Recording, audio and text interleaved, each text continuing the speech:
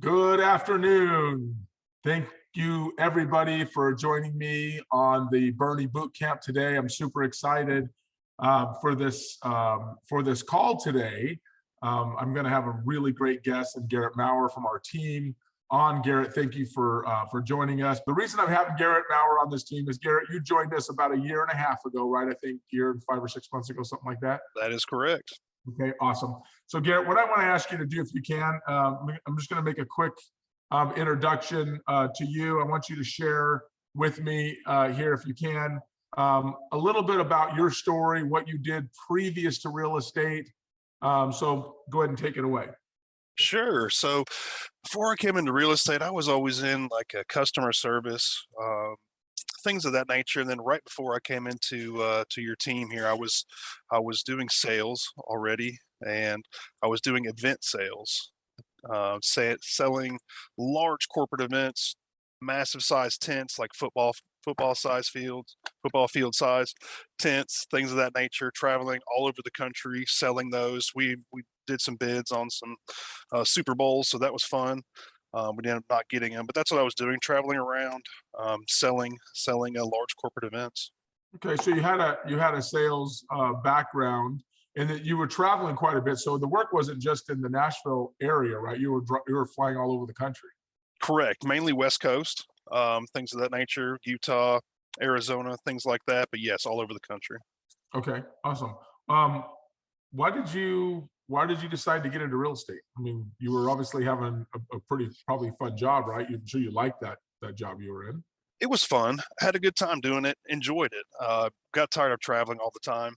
That's one of the main reasons I got out of there. I didn't know what I wanted to do after I left there. I just knew I wanted to work with people. It's kind of something I always enjoy doing, interacting, and that's kind of what brought me to real estate. So always been something I like doing. I always looked online at different properties, and it just kind of made sense. Okay, and I think were you fairly newly married at the time you made the decision to get into real estate?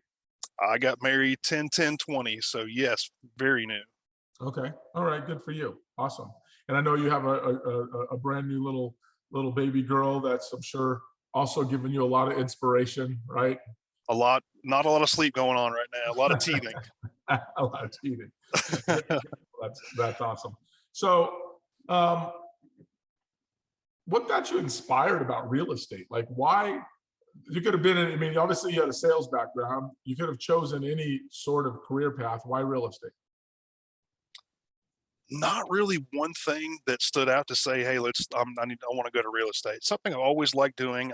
I own a couple rental properties even before I got into real estate. So it was something that I knew was lucrative, something that I knew that I could make a lot of money, enjoy talking to people, and kind of go that route.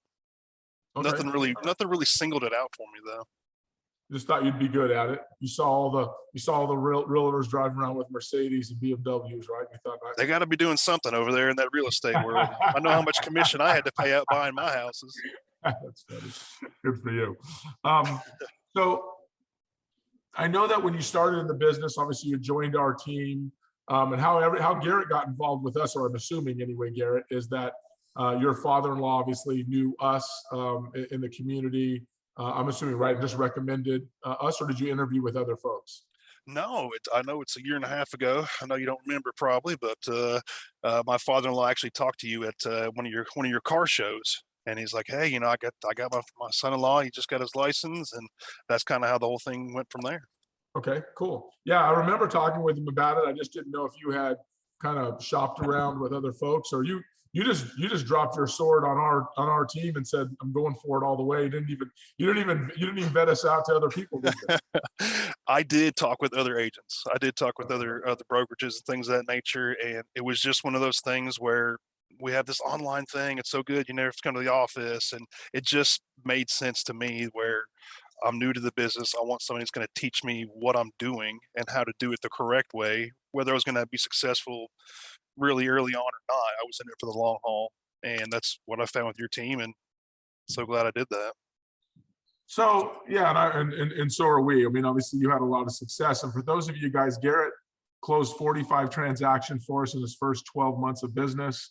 But it wasn't always just an easy start, was it, Garrett? So walk us through, if you can, the first 30 days. Don't go beyond 30. Tell us about the first 30 days of what we had you do, how you felt about it. Just share with me your mindset also about what those first 30 days was like. The term that kept going off in my mind, because this was a part of the admin staff, and the staff here was drinking through a fire hose, and that's exactly what it was. So much information, so many terms. Even though I took the test and did everything, so many new terms I had to learn, how to do this, how to do certain programs that we have, and go through there. So it was a grueling process to go through. Yeah, yeah, and yeah, it's a lot. It's a lot to take on. You're learning a new business in general, Right. and then you're also learning a new sales technique, and you're learning a level of accountability probably that is and still is very rare in the real estate industry. So I know that the first 30 days you set a fire, you sold a bunch of houses. You just knew how easy this was from day one, correct? Well, well, backing up just a little bit, before I got, when I was selling other things, being a salesperson for other things, I basically went on my personality and stuff on that alone. I wasn't really educated on how to sell, so that's what opened the book, was that the first 30 days, and actually how to do it the correct way and be a salesperson rather than just be knowledgeable about the product. So that's something else I appreciated. And to answer your And question, you sold, I think, like, was it 10 homes your first month? 0. Yeah. 0. Okay. All right. So the first month was 0. I understand you're brand new. You had to roll it. So in the month 2, you closed like 10. It was 13, wasn't it? No. 0. And then we got 0 in month 2. Yeah. It was through. I don't know how far you want to jump ahead. I think in the fourth month I was here, I think I had 3 pendings and 1 closed. But it was so frustrating the first few months. Like, just, I was in the office like, I'm doing everything you told me to do. What's going on here? It's supposed to just fall in my lap. It's supposed to just do what you guys are saying, and it's not. What's going on? Yeah, what's going on? And I remember sharing with Garrett. Garrett would come to me. He was a hard worker. He'd show up every day, Garrett. And I used to look at everybody, at Kurt and Kylie, and I'd say, this guy is going to be something really great. He just needs time. So if we're taking notes for people that are listening, this job takes time. If you work at it at a high level, I'm not talking about a part-time high level, I'm talking about a full-time high level. If you're working at it at a high level, it's going to still take you a lot of time. So here's the question. Will you stop before the success has an opportunity to grow? And so Garrett had that. I remember Garrett being in 3 months, and I think at 3 months you had like 1 pending or something, Garrett.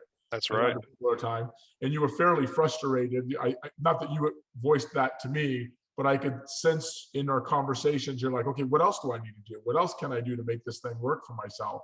And we kept saying to you, Garrett, what do we keep saying every time you ask us what else we can keep doing? What else you can keep doing? Nothing. Keep doing what you're doing. Don't do anything else. Just keep doing what you're doing, and you'll be just fine. And fairly frustrated is not the right way to put that. I was frustrated. I tried not to show it, but evidently I did. But I was really frustrated. Not to the point of, hey, I can't do this, because I never thought that. But like, this is frustrating. So you had a wife at home that was expecting. You were buying a new house, and you were trying to make the team, and it wasn't working out as quickly as easy as you thought it originally was. Come on, share with the group, like when you first started, you thought this real estate thing's going to be easy. I should be able to sell houses pretty quickly if I want birdies. Yeah. Those are 3 tough things right there. Job's not going good. Baby on the way. Just got married. Buying a house. Yeah, life was good, right? No, it was absolutely frustrating. Like really frustrating. And I would go in Kurt's office. You know, the operations manager's office, just like, dude, I'm doing whatever you're saying. Like, everything you're telling me to. And it was a daily. You could just see his face. Like, dude, I just keep telling you, just keep doing. What we're telling you to do. You're doing everything. It takes time. Obviously, I didn't want to wait that time, but it worked out. You know, and I've shared with this group, I believe, before, this Bernie Bootcamp group, and then also with everybody on my team, that it took me 5 months to close my first transaction. But in July, I was sitting at 27 closed and pending. So what happened was, it was slow, frustrating, continue to keep pounding it, continue to keep working it, continue to stay dedicated. Then you close one and you're like, whoa, something actually happened. I'm going to do that again. And then you do it, happens a little faster. And then you do it, happens a little faster. Right. And pretty soon you get this momentum, right? Like success breeds success. Absolutely. Like, hey, I may be able to do this actually. Yeah. I think I might be able to pull this thing off.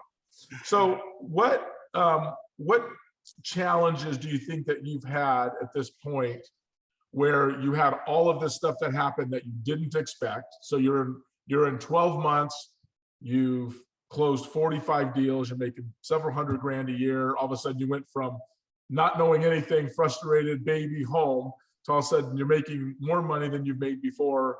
What happened in that 12 months that made the biggest difference for you? That's an awful good question. I don't know. Not one specific thing, just everything as a whole came in together for me. So I learned how to talk to people more. I was really hitting hard my scripts and what I should not be saying. Not only what I should be, but what I should not be saying. Things like that, and asking really good questions. After that, everything kind of fell into place. And I obviously don't have it all figured out, but that's kind of where I relate my success to.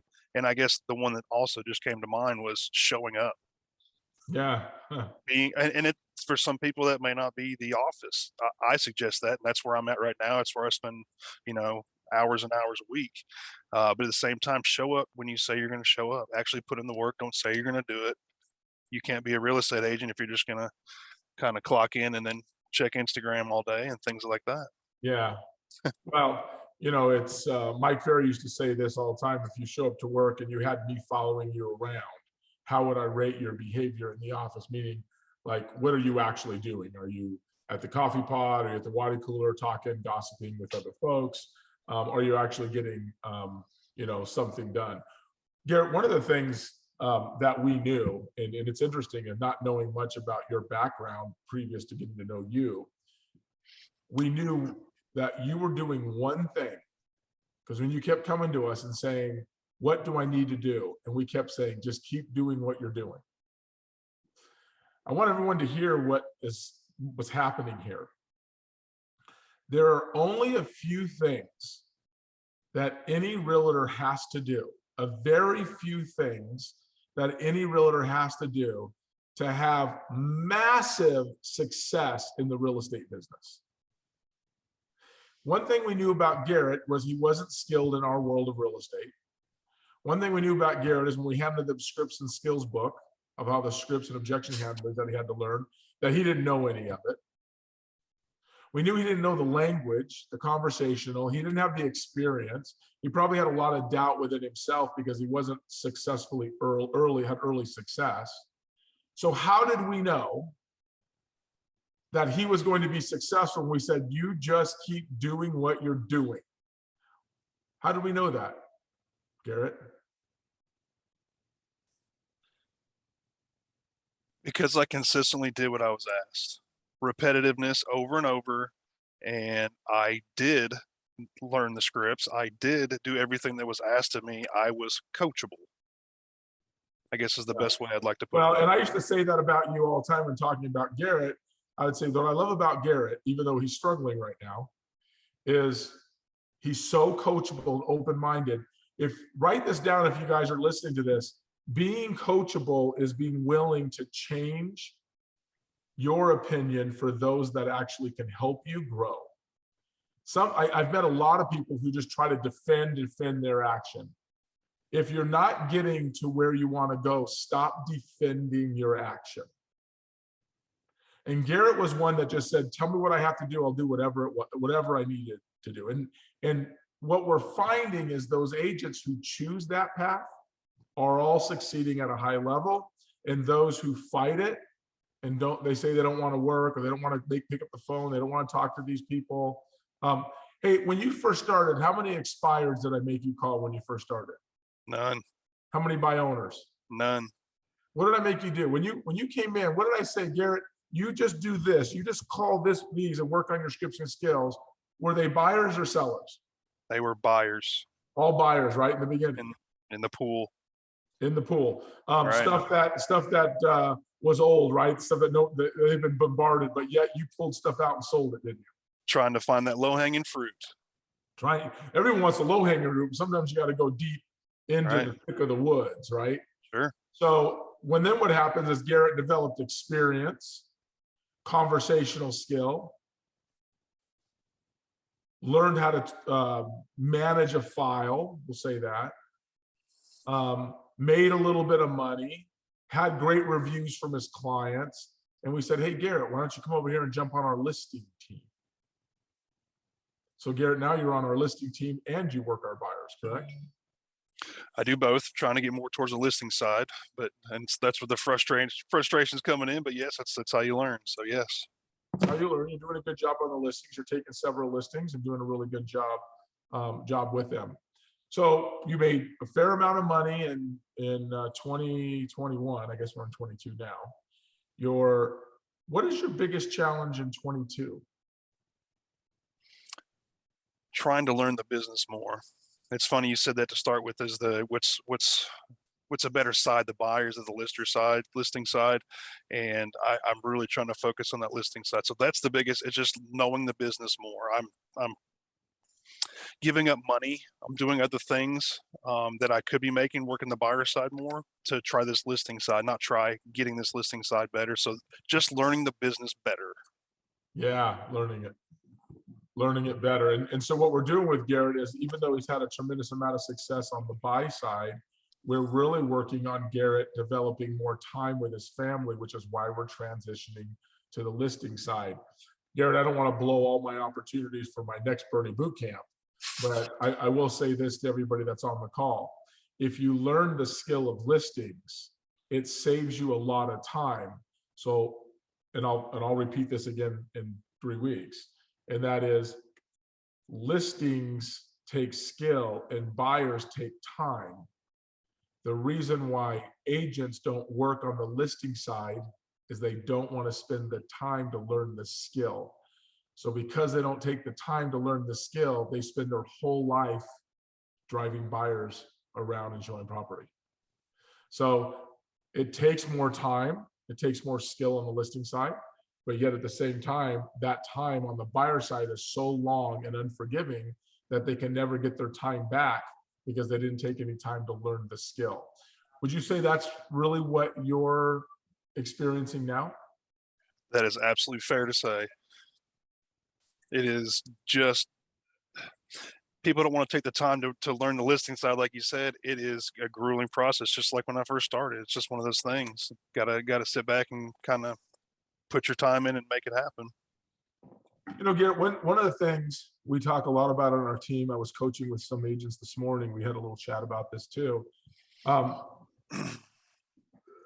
Is thinking big. Mike Ferry always talks about the problem with most people is they don't expose themselves to any sort of big thinking, right? And that's something we preach. I know that you have had that opportunity with your father-in-law who has a really fantastic life.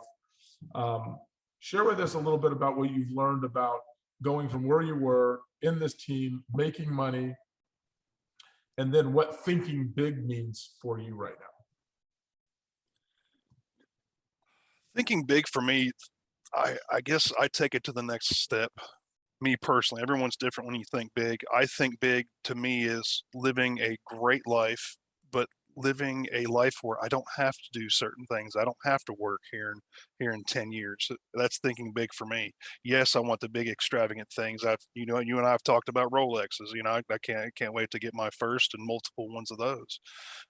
But thinking big like that, set goals and achieve those goals. It's as simple as that. I have some lofty expectations. I got my dream board right in front of me with, I want multiple houses here, Maserati over here. So there's definitely some big dreams that I have for myself. Yeah. And we promote a lot of things on our team about, there's a lot more to life than making money. But money certainly isn't overrated. People say that, hey, listen, I love what Mike says. I've been poor and I've been rich, and God, I like being rich a lot better. I love when he says that, Does it come with a level of responsibility? Yes. Does it come with a level of stress? Yes, but so does being broke. Yes. Being broke has a level of responsibility, and being broke has a level of stress. And so now we can say, are we willing to be miserable with money? No, we have to find happiness within the money, right? And you and I talk about that. Garrett, I've told you before, and I'll share it with this group, that as you make a lot of money, you have to go and enjoy it. And what I mean enjoy it is you have to go take vacations, and you have to go have like an extravagant experience where the hard work that you put in is then paying off for the family that you sacrifice so much for to have this career.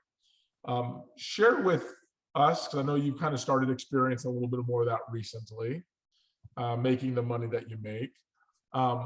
Share with the group, if you can, a little bit of what has changed for you in that personal area since you are making more money. The biggest thing is my family, I guess I would say. My wife is able to stay home now. That's something that was a goal of her and mine, and something we really wanted for our child, our little girl. And that's something that I take a lot of pride in, having that. But other than that, not too much, because I know $200,000, it was, you know, it was over that even last year, but at the same time, it's a lot of money, and I know that. But to me, that's a start. Like I'm not there yet. But you know, you are right. Taking vacations, doing things that I normally wouldn't do, to get away, to clear my mind, spend time with those people that I love, and kind of go from there. Yeah.